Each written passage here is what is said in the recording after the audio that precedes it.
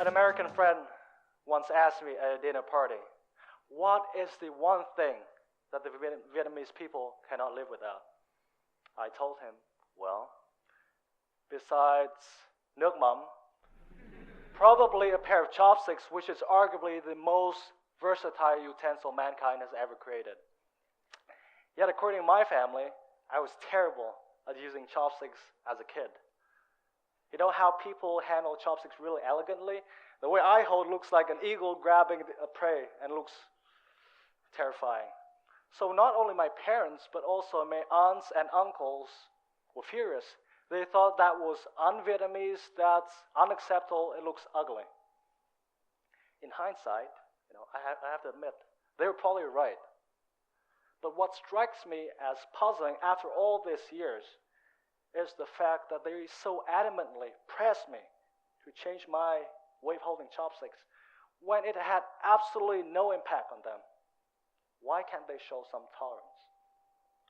Let's be honest, here in Vietnam, we don't like to talk about tolerance. Like most East Asian cultures, we prefer conformity, stability, order. That's in our DNA. But hey, that's not a recipe for success in the 21st century. In a world that's changing faster than ever, AI, big data, robotics will revolutionize life as we know it in a couple of decades at most. At this pivotal moment, what we need the most is creativity. Creativity not only to cope with change, but creativity to shape the future of change itself. And yet, creativity can only thrive in a tolerant society where everyone respects others' freedom of choice. When you make the lives of other people difficult, even if indirectly, simply because you're unwilling to accept views, behaviors that differ from your own, we've moved into the realm of intolerance. We've moved into the realm of tolerance, and trust me, such a world is an ugly one. A world where intolerance runs rampant is where every ounce of creativity destroyed, where every new idea killed before it can see the light of day. Is that the kind of world that you want to live in? When intolerance rules the day, this is what's going to happen. You will live in a world where you cannot be different. You have to conform to the rest. Instead of allowing other people to leverage their comparative advantages and be the best they can be, you force them to play a game that they're bad at. It's like, asking a fish to climb trees like a squirrel. That's not very smart, right? That's something we can all agree. Unfortunately, that's something we've been asking our students to do all these years. Now, not too long ago, I decided to conduct a very small, brief survey on my own Facebook wall. The question was very simple. Do you feel that here in Vietnam, we promote only one model of a good student, in which high grades constitute the ultimate measure of achievement? The results were predictably depressing. Out of about 600 people who responded to the survey, a stunning 85% agreed with the statement. Those who disagreed with the statement most vigorously, well, unsurprisingly, were students from private, progressive institutions where teachers and parents have realized that they need to have a more holistic educational approach in order to succeed in this kind of world. So that tells us something about the kind of world that we find ourselves in. And we're not allowing our students to be the best they can be. Is that the world that we want to live in? So, when we have this kind of world, well, not every single student feels the pressure to conform to the majority. Most do. Most will feel like they will have to live in somebody else's body, that they cannot flourish If you want to be a historian, why do you have to be so concerned with your math grades like your friend who wants to be an economist? If you want to be the next master, I think it's way better to spend your time honing your knife skills in the kitchen rather than going to that literature class after school. If we don't allow our students to go their own way and experiment, what we will end up with is a generation that will be mentally and physically exhausted from the never-ending race for high grades. Sooner or later, the young men and women will feel that they're lost and broken because as kids, they were told that the only thing that really counts, that really matters, are grades. But there's a silver lining here. The good news is that only a tiny bit of tolerance goes a long way.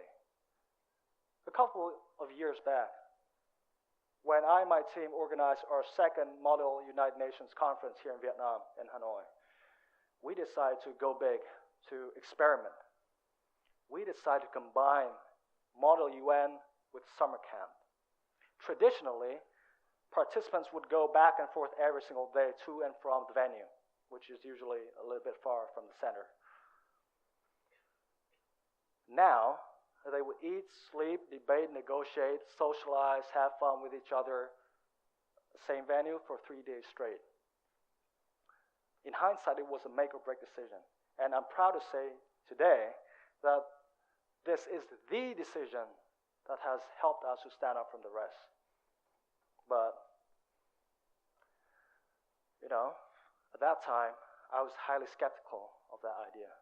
I thought, hey, this is weird and expensive as well. I know of no single Model UN anywhere that does that.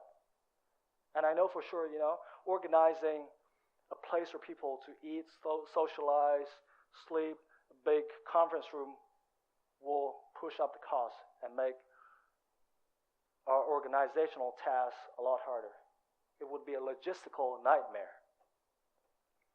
So I grilled my team with a ton of questions to make sure that they were aware of all the potential obstacles and risks. But deep down, I knew they had a point. A summer camp experience would be way more memorable because it fosters stronger and closer social bonds. So after a while thinking about it, I decided to give it the green light. I thought, okay, let's take some risks, let's give it a go and see where it takes us. And voila, it worked out well. The point here is that you sometimes have to take some risks. You have to be tolerant of new ideas. Had I been more closed-minded, had I been more intolerant of new ideas, I wouldn't have this story to share with you today. So where do we go from here? Now what, right? As we say at TEDxHanoi. Now what? I think the first step toward combating intolerance is to recognize that it's so widespread because it's natural. It's very natural. We are intolerant first and foremost because we are afraid of being wrong and being wrong alone. Statistically speaking, the more alternatives exist out there, the higher the likelihood that you're wrong. That's just the law of statistics. But at a deeper psychological level, we are afraid, we're scared of being different from the rest. Imagine yourself in the class solving the same set of math problems as the rest of the class, but you happen to do it very differently and have a different result. How many of you have the confidence to think that the rest of the class are wrong and I'm the right one? I'm willing to bet my money that most will think that they are wrong and the rest, the majority, is right. But the worst thing about human nature is that we love it. We find comfort in the fact that others are wrong like us. We hate it when we're wrong alone. But it feels fine when others are just as wrong. Even though 1 million people wrong doesn't make anything right. Remember those times when you were punished by your teacher in front of the whole class for your naughty pranks? It definitely felt a whole lot better when you had your comrades standing by your side in front of the class, basking in shame and guilt. It felt a lot better. It felt safe. It doesn't make it right. It just makes it feel a lot better. But that is why we have the tendency to deny the validity of others' viewpoints and promote your own as the correct view of the world, hoping that others would emulate rather than challenge us. To recognize the nature of the challenge is the first step, but that's certainly not enough. To really fight back intolerance and build a more tolerant society, I would argue that the crucial step is to build the habit of bargaining with each other. Think about it. Tolerance has to be a two-way street to be sustainable. We all want to be able to live our own way. But to be able to do so, you need to respect others' wishes just as much. So the next time when someone tells you that you cannot do this or that, don't ask for permission, bargain. And the next time you and your friends throw a party at home, tell them, hey, you guys can cook whatever you want, cook however you want, as long as I get to pick the drinks. Now, some of you might think that this example is trivial, it's funny. I don't think so. I think that all great habits start somewhere. It starts small. A journey of 1,000 miles begin with a single step. The key to get to somewhere, to anywhere, is to start, and start now. But tolerance isn't about always agreeing with one another. It isn't about constantly praising other people's ideas. It's not even about embracing diversity. It's much easier than that. The only thing it asks for is a spirit of live and let live. I don't care if you think that my way of holding chopsticks looks ugly, as long as you let me enjoy my bowl of pho in peace. Now, to all of those youthful idealists out there, I can tell you this much. Fighting for social tolerance will be an uphill battle. You will be in the minority. You will feel like the whole world is against you. Sooner or later, like a man adrift on the open sea, self-doubt will set in. You will wonder whether you will ever get to the goal, whether all this is worth fighting for. But also ask yourself this. Is there anything worth fighting for in life ever come easy? And more importantly, would you rather try and risk failing, or not trying at all and live with regret for the rest of your life? You know my answer, and I hope you have a very similar one in mind. Thank you.